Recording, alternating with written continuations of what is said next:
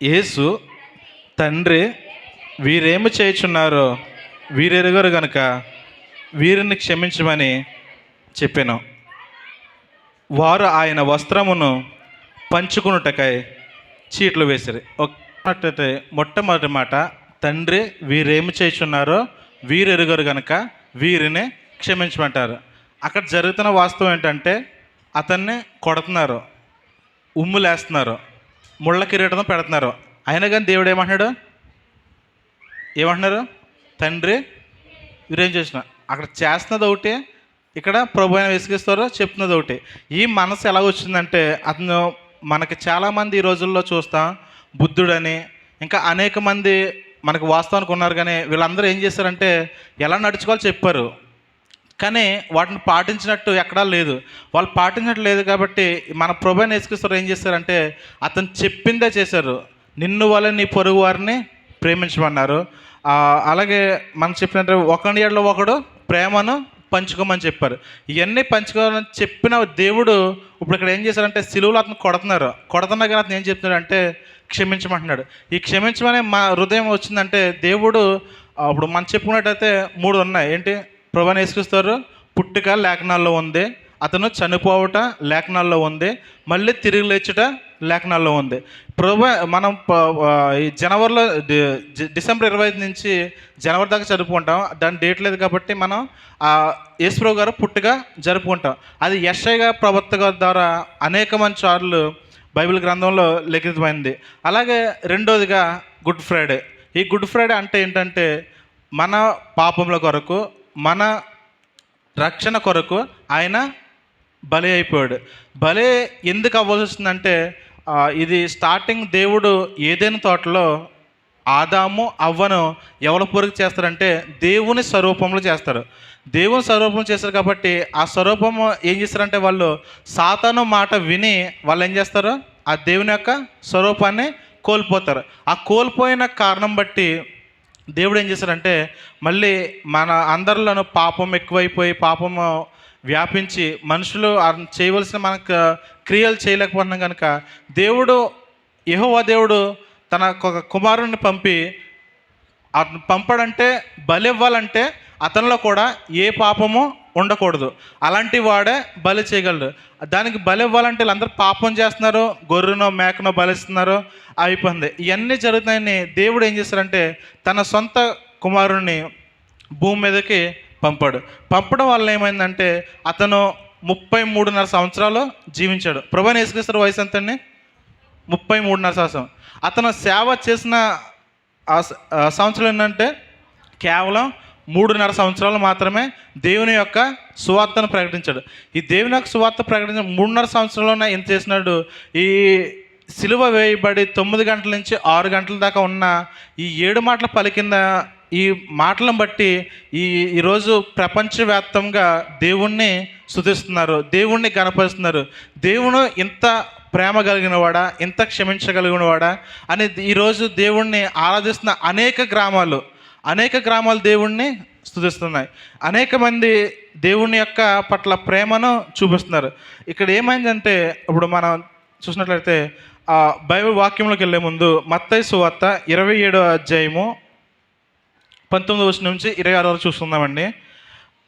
మత్తయి సువార్త 27వ అధ్యాయము 19 నుంచి 26 దాకా. అతడు న్యాయపీఠం మధ్య కూర్చుని ఉన్నప్పుడు అతని భార్య, నీవు ఆ నీతిమంతుని జోలికి పోవద్దు, ఈ ప్రొద్దున ఆయన గూర్చి తలలో మిక్కిలి బాధపడుతూనే అతని ఎదకు వర్తమానం పంపాను. చూడండి, ఇప్పుడు ఏం చేస్తారంటే ఇప్పుడు ప్రభు అయిన యేసుక్రీస్తు వారిని అతను ఇశ్రాయేలు రాజు అని చెప్పుకుంటున్నాడని అతన్ని ఎలాగైనా దేవుని కుమారుడు నేనే అని చెప్పుకుంటాడని అక్కడ ఉన్న పెద్దలకి నచ్చపోయిన కారణం వల్ల ఏం చేశారంటే ఇతను తీసుకొని వచ్చి పిలాతు ఎదురుగుండగా నిలబెడతారు. పిలాతు ఎదురు నిలబెట్టినప్పుడు ఏమైందంటే దేవుడు అతను ఏం మాట్లాడకపోయినా అతను చెప్తున్నారు, వీళ్ళందరూ చెప్తున్నారు. దేవుడు వచ్చింది ఎందుకంటే అతను చనిపోవడానికి, చనిపోయి మళ్ళీ తిరిగి లేవడానికి.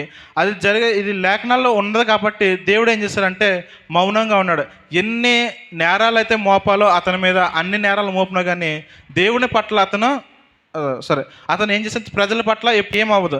కానీ ప్రభు అయిన యేసుక్రీస్తు ఏం చేశారంటే ఏ పాపము అతనిలో లేదు, జన్మ పాపం లేదు, కర్మ పాపం లేదు, ఏ పాపం లేని అతన్ని ఏం చేస్తున్నారంటే సిలువేస్తున్నారు. ఆ రోజుల్లో రోమా సంస్థ ఆ రోజుల్లో ఏంటంటే సిలువ వేయబడాలంటే చాలా ఘోరమైన పాపం చేయాలి. ఆ నరహత్య కానీ, దొంగతనం కానీ, ఏదైనా బహిష్కరణ ఇలాంటివి, గూఢాచారం కానీ అలాంటివి చేసిన వారికి మాత్రమే దేవుడు ఈ సిలువ వేయాలి. కానీ అలాంటి సిలువ ఎవరికి వేస్తానంటే ఈ రోజున ప్రభు అయిన యేసుక్రీస్తు వారికి. ఇతను ఏం చెప్పాడు? ప్రేమగా ఉండండి, మంచిగా నడుచుకోండి. ఎలా చెప్పినా అతను చేసిన గొప్ప కార్యాలు ఏంటంటే కుంటి వారిని బాగుపడటం, కళ్ళు లేని వాళ్ళకి చూపునివ్వటం, మూగవారికి మాటనివ్వటం, ఇలాంటి కార్యములు చేసిన అతను ఏం చేస్తానంటే ఈ రోజు అన్న రోజునే దేవుణ్ణి ఎలాగైనా సిలువ వేయాలి.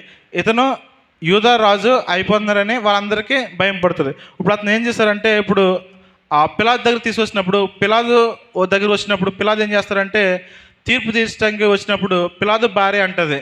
ఆమె భార్య ఏమంటుంది అంటే ఇతని యందు ఏ దోషం లేదు కానీ నీవు నీతిమంతుడిని శిక్షించవద్దని అంటుంది. అలాగ అన్నప్పుడు ఏమైందంటే మళ్ళీ అదే అధ్యాయము 20. ఓకే అండి. ఇప్పుడు అతను చెప్పినప్పుడు ఏమైందంటే పిలాతు దగ్గరికి వచ్చే వాళ్ళందరూ ఇతను ఎలాగైనా సిలువ వేయాలని చెప్తారు. ఎవరిని? ప్రభు అయిన యేసుక్రీస్తు వారిని.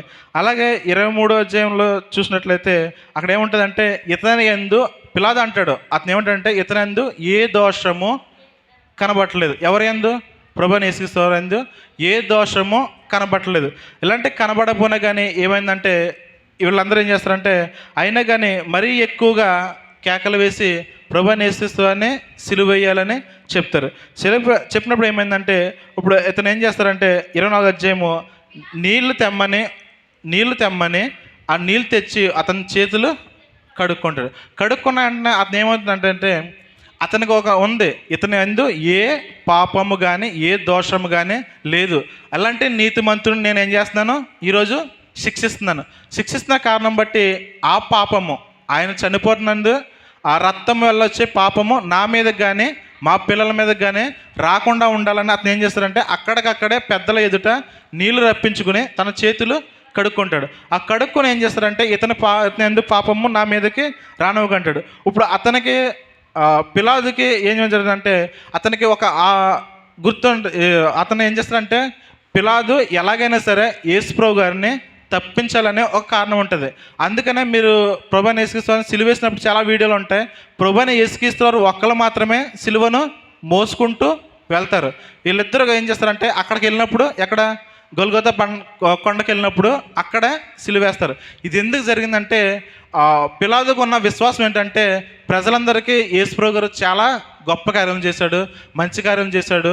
ఇప్పుడు అతనికి ఉన్న అధికారం ఏంటంటే ఆ రోజున ఇద్దరిని విడుదల చేయొచ్చు, ఎవరో ఒకరిని, బర్నబాను కానీ ప్రభు అయిన యేసుక్రీస్తు వారిని కానీ. ఇప్పుడు ఇతను ఏమనుకున్నాడంటే ప్రజలందరూ వచ్చి దేవుడు ఎన్నో గొప్ప కార్యం చేశారు కాబట్టి ప్రజలందరూ ఇతన్ని విడుదల చేయమంటారని ఇతను ఏం చేశారంటే ఆ రోజు ఇద్దరు దొంగలకు మాత్రమే పిలాతు సిలువ పెడతాడు. ఈ ఇద్దరు దొంగలు పెట్టినప్పుడు ఏమైందంటే ఇప్పుడు అతను అడుగుతాడు, 20వ అధ్యాయం చూసినప్పుడు ఉంటుంది, అక్కడ ఉంటుంది ఆ వచనంలో ఏమంటుందంటే బర్నబాను వదలాలా యేసుప్రభుని వదలాలి అన్నప్పుడు ప్రజలందరూ ఏమంటారంటే బర్నబా కావాలి. అతను ఎలా అంటాడంటే నరహత్య చేసినాడు, దొంగతనం చేసినాడు, అలాంటి వాడిని కోరుకుంటున్నారు కానీ నిత్య జీవనం ఇచ్చే దేవుణ్ణి ఇలా కోరుకోవట్లేదు. ఈ కోరుకోవడానికి కారణం బట్టి ఏమైందంటే అతను పిలాతు బర్నబాను విడిచిపెట్టి ఇతను ఏం చేస్తారంటే ప్రభు అయిన యేసుక్రీస్తు వారిని యూదులకి అప్పచెప్పినప్పుడు వాళ్ళందరూ ఏం చేస్తారంటే ప్రభు అయిన యేసుక్రీస్తు వారిని తీసుకెళ్తున్నప్పుడు అనేక ప్రశ్న యూదుల రాజు ఇతను గనక ఇతనికి కిరీటం పెట్టాలని ముళ్ళతో చేసిన కిరీటాన్ని దేవునికి ఇస్తారు. అలాగే ఆ రోజుల్లో ఉన్న ప్రజలను బట్టి ఏంటంటే ద్వితీయోపదేశకాండం చూసినట్లయితే 25వ అధ్యాయము 3వ వచనం చూసుకున్నట్లయితే దాంట్లో ఉంటుంది 40 కొరడా దెబ్బలను కొట్టమని దాంట్లో ఉంటుంది. ఎన్ని? 40. పాపం చేసిన వాళ్ళకి ఏంటంటే ధర్మశాస్త్రం ప్రకారము అది 40 కొరడా దెబ్బలు కొట్టమని ఉంటుంది. కానీ వీళ్ళు చేసింది ఏంటంటే, దేవునికి పట్ల వీళ్ళు చేసింది ఏంటంటే, కొరింథీయులకు రాసిన పత్రిక 2 కొరింథీయులకు రాసిన పత్రిక 11వ అధ్యాయము 24వ వచనం చూస్తుందా? 11వ అధ్యాయము 24వ వచనం. యూదుల చేత 5 మారులు 1 తక్కువ 49 దెబ్బలు తింటుంది. ఇప్పుడు మనం చూసినప్పుడు అక్కడ ధర్మశాస్త్రం ఎలా చెప్పిందంటే, ఏదైనా తప్పు కానీ నరహత్య కానీ చేసిన వాళ్ళకి ఏం చేయమందంటే 40 కొరడా దెబ్బలు కొట్టమంది. వీళ్ళు ఏం చేశారంటే, ప్రభువైన యేసుక్రీస్తు వారిని కొట్టమన్నప్పుడు ఏం చేశారంటే, ఈ కొరింథీ గ్రంథం చూసినప్పుడైతే 5 మార్లు అంటే 39 × 5 పెడితే ఎంత వస్తుంది? 195 సార్లు కొట్టారు. ఎన్నిసార్లు కొట్టమని దేవుడు చెప్పాడు? ధర్మశాస్త్రం చెప్పింది 40 సార్లు. కానీ వీళ్ళు చేసింది ఏంటంటే 195 సార్లు దేవుని కొట్టారు. కొడతాం అంటే మామూలు కొడతాం కూడా కాదు, దానికి ఏంటంటే గేలం ముళ్ళు టైపు ఉన్న, మనం చాలా వచనాలు చదువుకున్నట్టు తన వీపు నాగలి దున్నట్టు అయిపోయిందని రాసి ఉంటుంది. అనేకమైన మార్లు చేసినప్పుడు ఇవన్నీ చేశారంటే దేవునికి ఎంత చేసినా కానీ దేవుడు ఏమంటున్నాడంటే వారిని క్షమించమంటున్నారు. క్షమించమనే గుణం ఉంద కనుక దేవుడు ఎంతగా మన ఎంత అతిక్రమం చేసినా, ఎన్ని పాపం చేసినా మన దేవుడు క్షమిస్తున్నాడు. దేవుడు క్షమించడానికి దేవుడు బ్రతికున్నప్పుడు ఏం చేశాడంటే, దేవుడు వేశ్య ఉన్న ఆమెను శిక్షించాలని ఇలా ప్రజలందరూ అనుకున్నప్పుడు ప్రజలందరూ ఆమెను రాళ్ళతో కొట్టి చంపాలని చూస్తారు. ఆ చూసినప్పుడు ఏమైందంటే, ప్రభువు గారు అదే సమయాన్ని వెళ్తున్నప్పుడు ఆమెను చూసి అక్కడ అందరూ రాళ్ళు పట్టుని ఉంటారు. మీలో పాపం లేదని ఎవడైనా ఉన్నాడంటే వాడు మొదటగా రాయి వేయమంటాడు. ఇప్పుడు ప్రభువైన యేసుక్రీస్తు సార్ కూర్చుని ఏం చేస్తానంటే, పలానా వచ్చిన వాడు అంటే ఆ పేరు రాస్తున్నారు. రాసి వాడు చేసిన అతిక్రమములన్నీ కింద రాస్తున్నాడు. రాసినప్పుడు ఏం చేస్తానంటే, వాడు రాయదమని వస్తున్నాడు, కానీ అక్కడ చూసినప్పటికీ వాడి పాపములన్నీ వాళ్ళకు కనపడి వాడు శిక్షించలేకపోతున్నాడు. అలాగే అనేకులు చిన్న పిల్లలతో సహా వస్తారు. ఎవరిని శిక్షించడానికి? వేశ్యను శిక్షించడానికి. వీళ్ళందరూ ఏం చేశారు? మనందరం పాపంతో ఉన్న వాళ్ళమే, పాపగ్రస్తులమే, కానీ ఇంకొక పాపనే మనం శిక్షిస్తున్నాం. కానీ ప్రభువైన యేసుక్రీస్తు వారు ఏ పాపం లేదు, ఏ దోషం లేదు, అటువంటి ఆయన ఆమెను శిక్షించవచ్చు. కానీ ఆయన ఏమన్నారు? అమ్మా, నేను నిన్ను శిక్షించను అని చెప్తారు దేవుడు. అది చెప్పిన విధంగా ఏమైందంటే, దేవునికి అధికారం ఉంది, ఎవరినైనా శిక్షించవచ్చు. కానీ ఇలాంటి అధికారం ఉన్న దేవుడిని మనం ఏం చేస్తామంటే తోలనాడుతున్నాం. అలాగే తోలనప్పుడు ఏమైందంటే, ఇప్పుడు ఆమె వెళ్ళి ఎలాగైతే దేవుని సేవ చేసిందో, ఇప్పుడు ఇతను కూడా ఏం చేస్తానంటే, అతను కొడుతున్నా కానీ ఏం చేస్తానంటే దేవుడు క్షమిస్తున్నాడు. ఎంతగా క్షమించాడంటే, అతను ప్రాణాలు పోయేటం కూడా అతను క్షమిస్తూ ఉన్నాడు. ఈ క్షమాపణ ఎందుకు వస్తుందంటే, మనం ఎఫెసీ రాసిన పత్రిక 4వ అధ్యాయము 32లో ఉంటుంది. ఒకని ఎడల ఒకడు దయ కలిగి కరుణ హృదయముతో క్రీస్తు నందు దేవుడు నమ్మి క్షమించుడని, ఆ ప్రకారం మీరు ఒకరినొకడు క్షమించుడని చెప్పాను. ఇప్పుడు మనం చూసినట్లయితే దేవుడు ప్రభువైన యేసుక్రీస్తు వారు మనకు ఒక మాదిరి చూపించారు. ఆ మాదిరి ఏంటంటే, మనల్ని ఎంత హింసించినా కానీ, ఎంత దూషించినా కానీ మన దేవుడు మనల్ని తోడంటాడు. మన దేవుడు తోడన్నట్లు రీతిగానే దేవుడు ఎలాగైతే క్షమించాడో మనం కూడా అదే రీతిలో క్షమించాలని దేవుడు ఈ క్షమాపణ ద్వారా వస్తుంది, ఈ అధ్యాయం ద్వారా ఉంటుంది. అలాగే మన జీవితాల్లో ఇప్పుడు మనం దీన్ని ఎలాగ చూసుకున్నట్లయితే, క్షమాపణ మన ఇంట్లో చాలా మట్టుకి ఉండదు. ఎందుకంటే భర్త భార్యకు ఉండదు, కోడలు అత్తకు ఉండదు. ఈరోజు ఈ మాటను బట్టి మనం ఏం చేస్తామంటే, నీవు ఈ మాట విన్న తర్వాత దేవుడు ఎలాగైతే ఆ రోజు కల్వరి సిలువలో క్షమించమని చెప్పాడో, క్షమించబడిన విధంగానే ఈరోజు మనకు కూడా ఈరోజు ఈ మాట విన్న వెంటనే సన్నిధించి బయటికి వెళ్ళేలాగా వీలైతే వాళ్ళని క్షమించడానికి, వాళ్ళని మనం వాళ్ళతో క్షేమంగా వెళ్ళటానికి మనం చూసుకున్నట్లయితే, దేవుడు ఎన్నిసార్లు మనం ఈ యొక్క సిలువ ధ్యానాలకు వచ్చినా కానీ మనం ఈ క్షమాపణ కనుక మనం లేకపోతే, మనం వచ్చి వెళ్ళటం వల్ల దీనివల్ల ఎటువంటి ప్రయోజనం లేదు. దేవుని పట్ల మన ఈ ఫస్ట్ మాట ఉన్నాయి, ఇంకా అనేకమైన మాటలు ఉంటాయి. దేవుడు ఈ 3 గంటలు చేసిన సువార్త ప్రపంచాన్నే మార్చింది.